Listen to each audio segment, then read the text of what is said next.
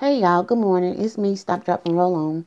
And I have already went and did my workout. Then I had to go to the store and get water and all that stuff. And I still got yet to get myself straightened up so I can work. And so, anywho, this morning I had read something out of a book. It's this book that I found at a thrift store that has some really good points in it. I didn't really realize how, I don't know, I just like the book. And I'll put a picture of it that shows the title and everything up before I exit stage, left or right, whatever, leave. And anyway, I read this particular chapter and it was talking about basically about trusting oversight, trusting the fact that we have oversight. And the example that was given was the author said that he had signed up for this race, and it involved, part of it involved swimming, and they were going to swim out, in the ocean. And the way that things were set up is there were buoys that were set up. Then they had the canoes out there and stuff to keep people on course. But he had friends that had done this before, and he said they were doing things on a timed basis. But his deal is that he just wanted to finish. He wanted to finish before the sun went down and in time to eat dinner. And it was like it was like 3 miles of swimming, something like that. And mind you, they're out in the ocean. And so he had gotten some pointers from his friends, and they were telling him from time to time, you do a few strokes and then you look up and check where you are, is the main thing. The other thing is to be mindful of the course. And the reason why you coming up and checking where you are is so that you will stay on course. And and then you should be fine. So they basically telling them, how to pace himself and how to also keep his bearings, basically, so he wouldn't get out there and get disoriented. And so he said that he had the breathing thing down pat. Breathing, then get up, look around, go back down, and, do some more, And so he said that though at some point, he was kind of like wondering what was going on. And he said, well, he felt like he was off course, but the next thing you do, looked up, and here comes this group. He said, first when he was swimming, the group swam over him, and he was like, whoa, this is a whole group of these Joes, and they so, swimming over the top of me, and he got aggravated. And then after his aggravation passed, he said, well, this is good because they know where they're going, and I think I could be lost, but I'm just going to follow them. I'm just going to do what they're doing because it's a crowd and they know what they're doing. And so what ended up happening, he's swimming, and then the next thing you know, he bumps into something, and it's the rescue canoe, okay? And what the rescue canoe was doing was like, look, you way off course. Come on, get in the boat. And before he knows it, he says it's a pile up right there in the water because this crew that he was swimming with then caught up. They all together in a group, and so they all just kind of converging on this canoe. And as they all kind of run into each other, it dawns on them, we all off course. And he said nobody really said it, but everybody knew they weren't nowhere near. They supposed to be going south and they swimming north. And he said at that point, he wasn't the last person that got out the water. When they got back on course, it was a lady that finished last.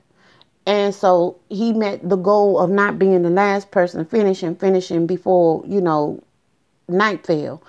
But the problem that he had is that instead of doing what he knew to do, he started going with the crowd. Because see, they went over him, which means that he was going all right.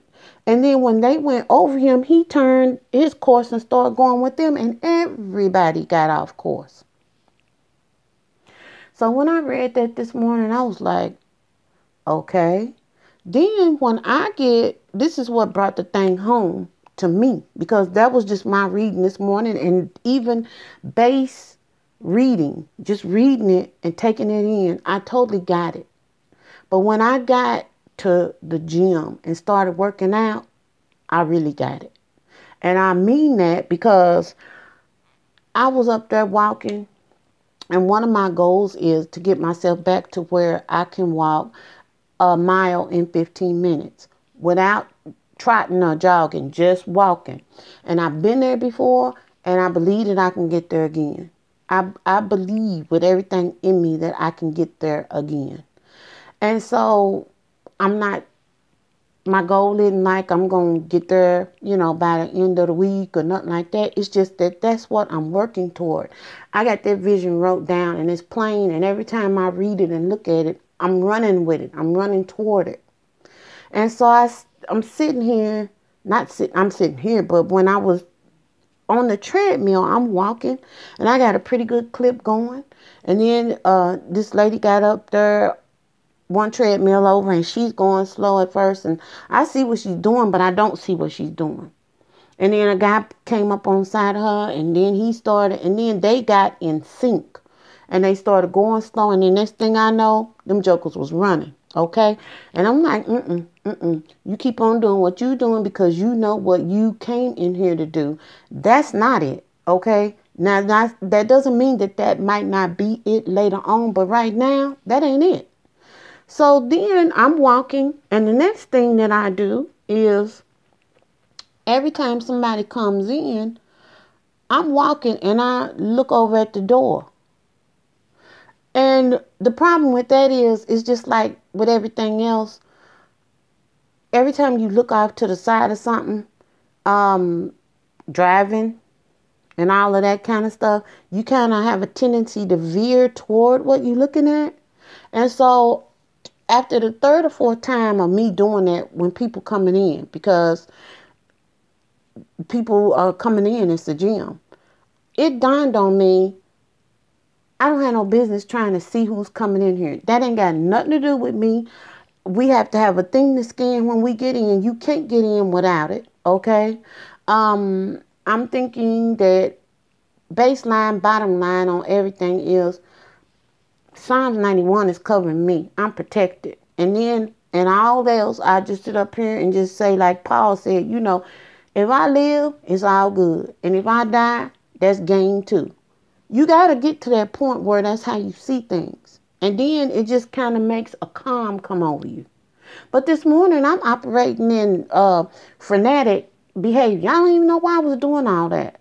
I mean, just a lot. Just looking over here, and then kind of, when I do that, it's like you kind of having to catch yourself, because I'm, And so I am trying to figure out what in the world is got in me here that is making me feel like I got to look over there. Getting off course. When you know what you're supposed to be doing, do what you're supposed to be doing. I think that anybody that's got themselves on the path toward health, we know what it takes. I can't be moved by people that don't exercise and they eat right, and that's all it is. I can't move by people that exercise and then eat anything they want to eat. All I know is, for me, those two things are like twins. I got to do both of them.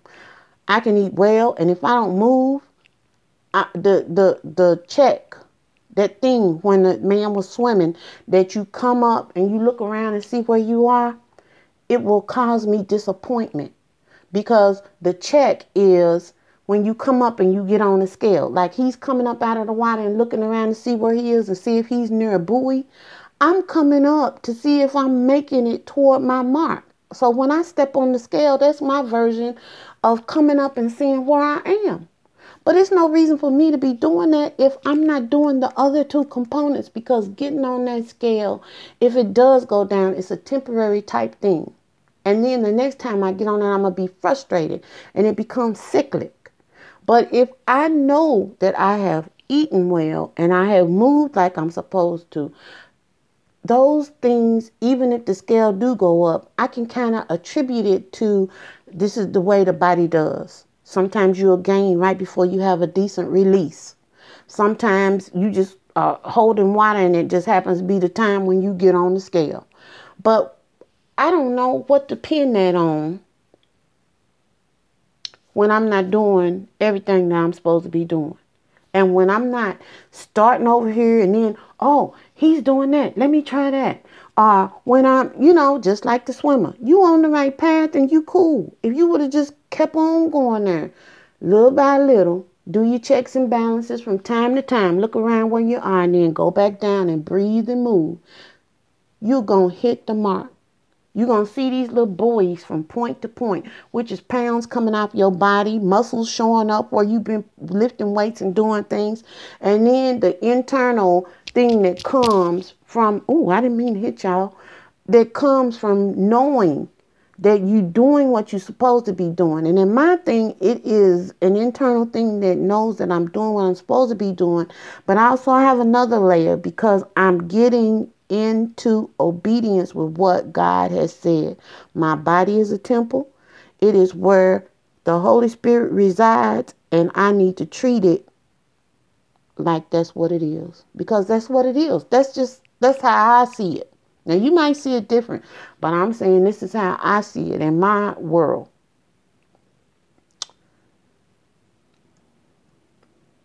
Y'all, don't be looking to the left, because you're going to veer over that way. And then you're going to lose your balance and you're going to get off your path. Sometimes those veers cost you, because if I would have failed, I may have injured myself. I definitely would have been embarrassed.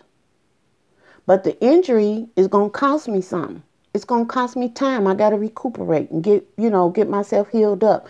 It's going to mess up my confidence, because now I got experience with falling on the treadmill and falling off the treadmill because I made a rookie move of paying attention to something that don't have nothing to do with me.